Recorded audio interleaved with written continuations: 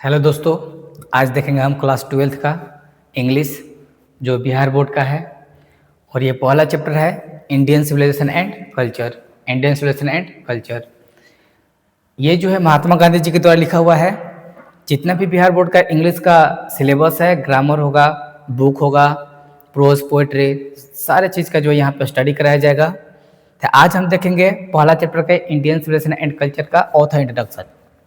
इसके बाद हम अगले वीडियो में इसका सारे पैराग्राफ का एक्सप्लेन करेंगे। आज सिर्फ ऑथर इंट्रोडक्शन रहेगा। इससे पहले थोड़ा वर्ड मीनिंग देख लेते हैं, जो ये सब समझने में आसानी होगा।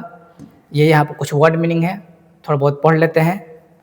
और जितना भी बिहार बोर्ड का इंग्लिश का सिलेबस होगा, ग्रामर का, कोई भी बुक का होगा, ठीक है, सारे चीज़ के यहाँ पे पढ़ाई कराया जाएगा।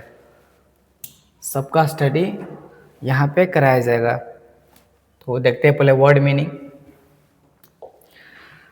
इवॉल्व का मतलब होता है विकसित होना। फैक्ट मतलब भाग्य, ठीक है। फाउंडेशन मतलब नींव, नींव या बुनियादी। स्टोलिड मतलब भावहीन।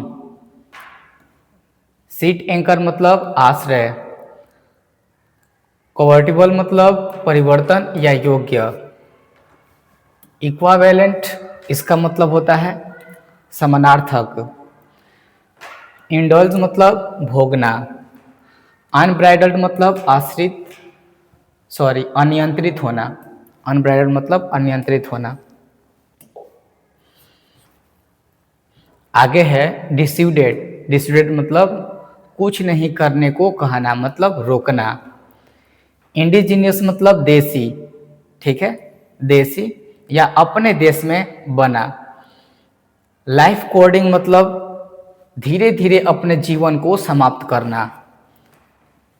मोरल फीवर मतलब चरित्र।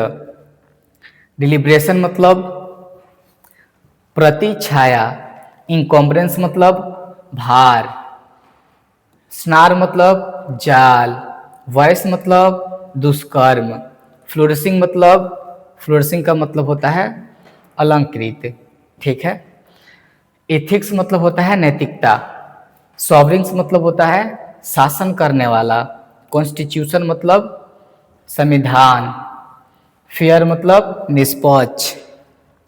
टॉट मतलब होता है दलाल या ग्राहक खोजने वाला।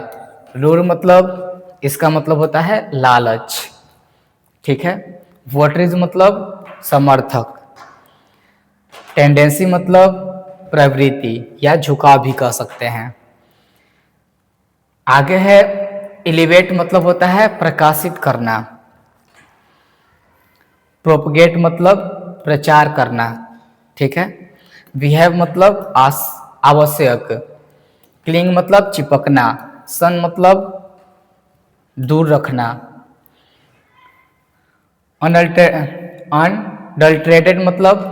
अनडल्ट्रेटेड मतलब होता है संपूर्ण। डिवाइन पावर मतलब दिव्य शक्ति या ईश्वर। यहाँ पे डिस्टिंग्विशिंग मतलब विशिष्ट। इम्परेटिव मतलब अत्यावश्यक, ठीक है। इनसेटिएबलनेस मतलब यहाँ पे आगे दिया हुआ था। तो ये है कुछ ऑथर इंट्रोडक्शन का वर्ड मीनिंग जो आपको याद करना है। याद कर लेंगे तो समझने में आसानी होगा। हर एक चीज़ का वर्ड मीनिंग और उसका एक्सप्लेनेशन सब लेकर आएंगे इस चैनल पर। इंग्लिश वाला 1 2 3 चैनल है, ये मेरा न्यू चैनल है। और आपको अगर समझ में आ रहा हो तो लाइक सब्सक्राइब जरूर कीजिएगा और शेयर भी कर दीजिएगा। अब देखते हैं इंडियन सिविलाइजेशन एंड कल्चर का author introduction. Indian civilization and culture का ऑथर इंट्रोडक्शन।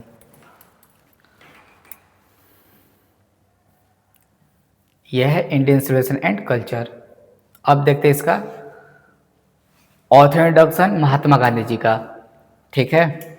इंडियन मतलब भारतीय, सिविलाइजेशन मतलब सभ्यता, एंड कल्चर मतलब संस्कृति। तो इंडियन सिविलाइजेशन एंड कल्चर मतलब होगा भारत की सभ्यता और संस्कृति।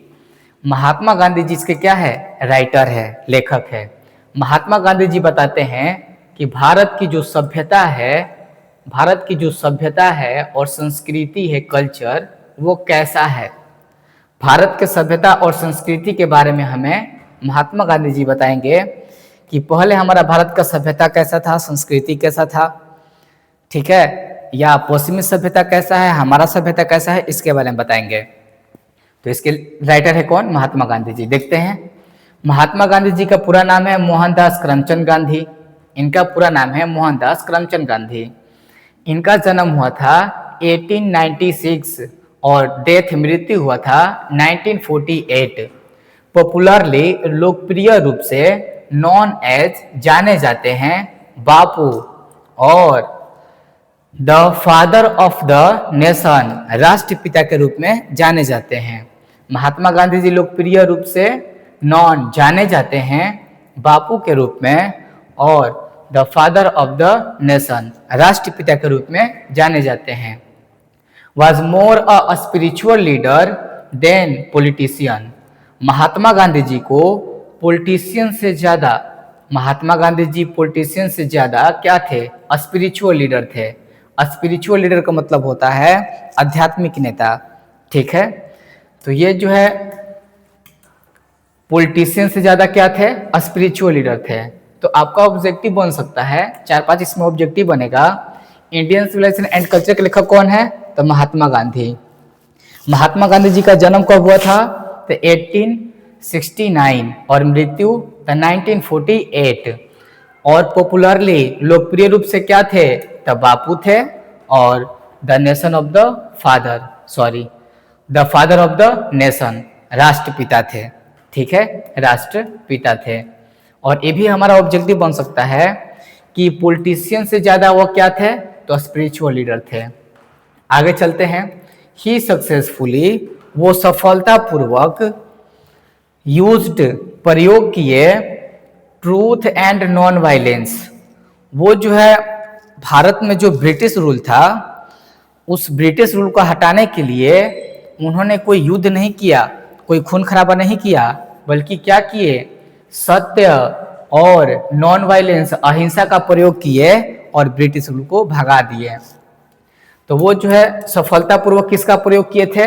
The truth and non violence. ये हमारा बन सकता है ऑब्जेक्टिव कि सफलतापूर्वक किस चीज का प्रयोग किए थे ब्रिटिश रूल को हटाने के लिए?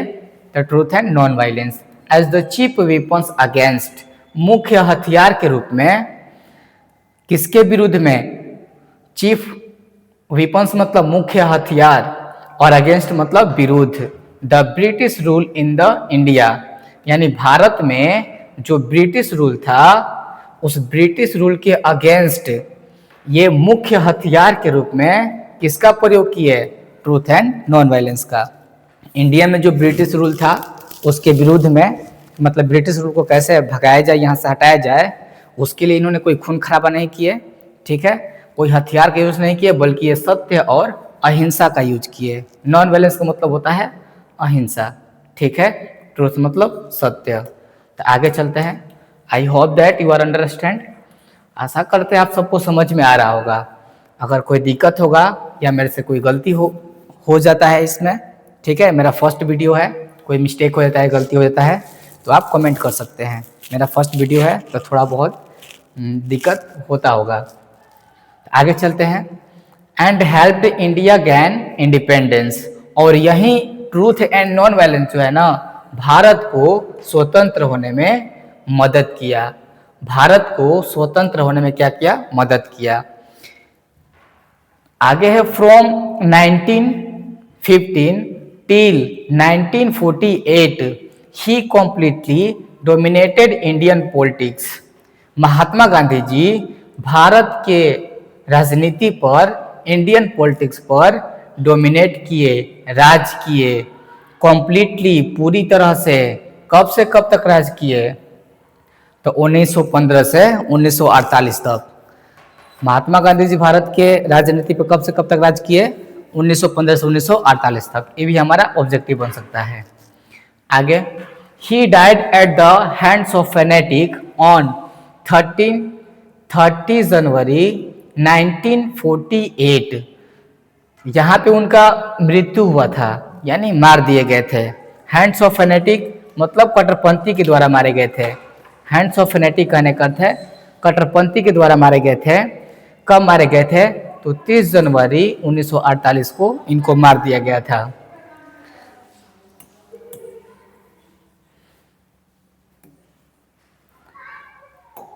आगे है his autobiography my experiment with truth. इनका ये जो है एक रचना है और ये क्या है? तो ऑटोबायोग्राफी है। ऑटोबायोग्राफी का मतलब होता है आत्मकथा। पूछेगा माई एक्सपेरिमेंट विद ट्रूथ जो रचना है वो क्या है? तो यह एक ऑटोबायोग्राफी है। ऑटोबायोग्राफी मतलब आत्मकथा है। ये भी ऑब्जेक्टिव पूछ सकता है।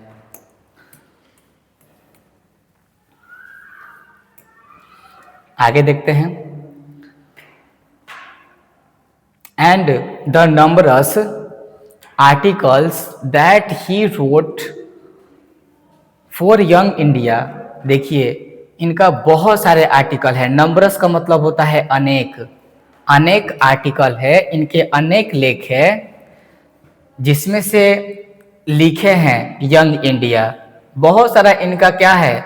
नंबरस मतलब अनेक और आर्टिकल मतलब लेख। बहुत सारा इनका लेख है जिसमें से ये एक यंग इंडिया भी इन्हीं का लिखा हुआ है। पूछेगा यंग इंडिया किसके द्वारा लिखा गया है?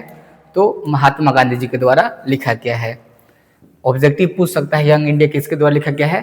तो महात्मा गांधी जी के द्वारा लिखा गया है। आगे चलते हैं।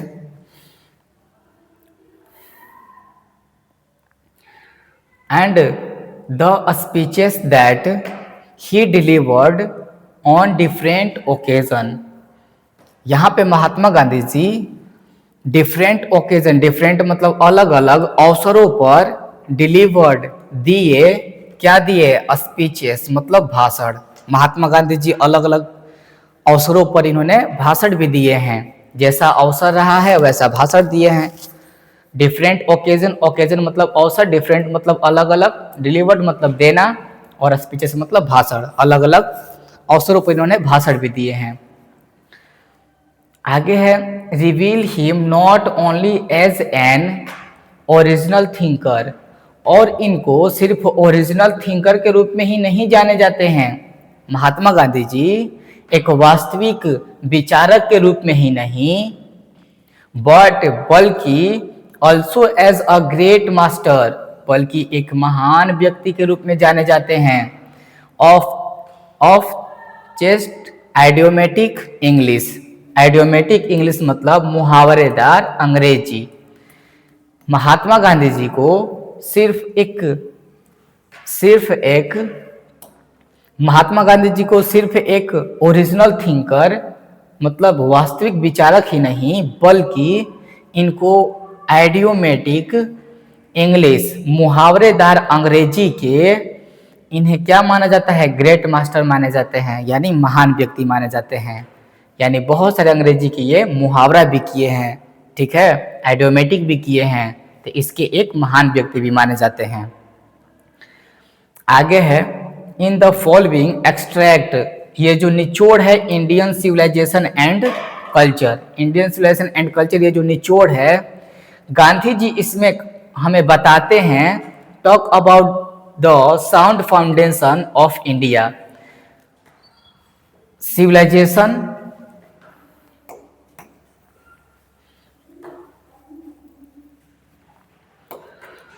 गांधी जी हमें बताते हैं about the sound foundation of Indian civilisation.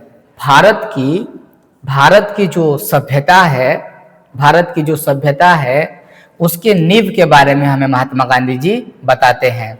महात्मा गांधी जी इस निचोड़ में इंडियन सिविलाइजेशन एंड कल्चर, इस निचोड़ में हमें क्या बताते हैं? तो भारत के सभ्यता का जो फाउंडेशन है, जो नींव है, उसके बारे में हमें बताते हैं।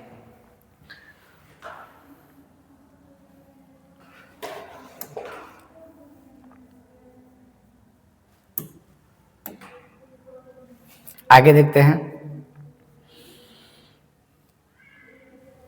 विच जो has successfully withstood the passage of time.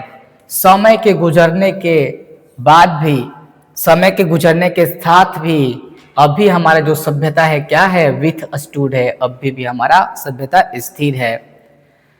समय के गुजरने के बाद भी हमारा जो सभ्यता है सफलता पूर्वक अभी भी क्या है, विथ स्टूड है, अभी भी स्थिर है हमारा सभ्यता। The western civilization which is has the tendency to privilege materiality। जो वेस्टर्न जो सिविलाइजेशन है वो उसकी जो सभ्यता है वो टेंडेंसी झुका हुआ है, किस में झुका हुआ है, तो मेटेरियलिटी में। जो वेस्टर्न सिविलाइजेशन है ना, जो वेस्टर्न सिविलाइजेशन है, वेस्टर्न सिविलाइजेशन किस में झुका हुआ है, तो मेटेरियलिटी में। यानी कहने का मतलब है जो वेस्टर्न सिविलाइजेशन है, वेस्ट का जो सभ्यता है वो टेंडेंसी झुका हुआ है किस में, मेटेरियलिटी।